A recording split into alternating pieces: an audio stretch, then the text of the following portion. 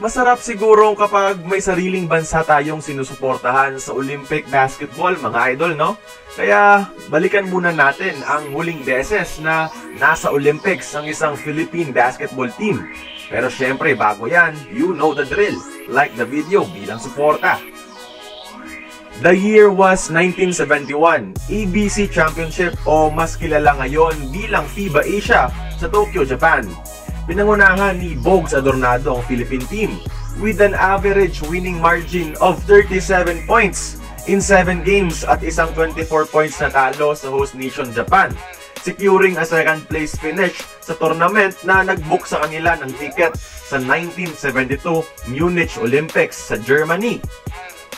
Ang Olympic basketball team na ito ng Pinas ay pinagbibidahan ni team captain Ed Ocampo, Bogues Adornado, Narciso Bernardo, Ricardo Cleofas, Jimmy Mariano, Yoyong Martires, Tembong Melencio, Manny Paner, June Papa, Marte Samson at si Freddie Webb. Sa group stage, Yugoslavia, Italy, Puerto Rico among others ang notable na nakaharap natin. 3 wins, 6 losses ang record natin, mga idol.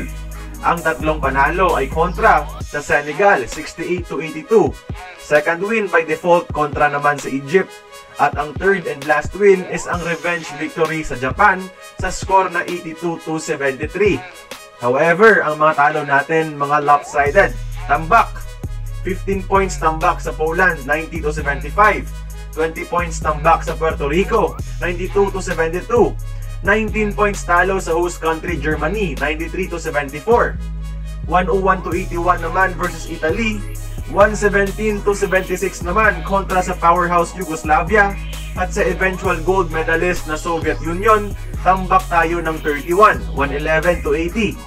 Nagtapos ang Pilipinas basketball bilang 13th place sa 16 na bansang lumahok, placing only ahead of Japan, Senegal at Egypt.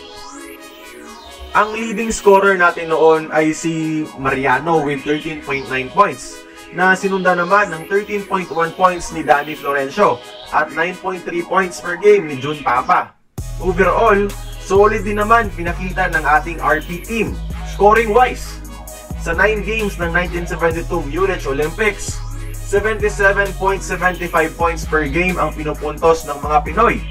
And during that time, mga idol, 70 plus points sa opensa is a very decent number. Walang masyadong available data sa buong kwento ng 1972 Olympics ng ating basketball team. Pero hopefully somehow na-deliver ko naman kahit papano. Although decent enough, hindi maganda ang naging record natin the last time our basketball team stepped foot sa Olympic stage. Malayo sa best finish natin as 5th placers sa 1936 Olympics. Pero that is for another story, mga idol. For now, sana nagustuhan nyo ang ating munting kwento on the last time the Philippine basketball played in the Olympics. Yun lang, salamat! Kung nagustuhan mo ang ating video, please like, share, and subscribe. I-follow mo na rin ang ating social media platforms for more exclusive sports content.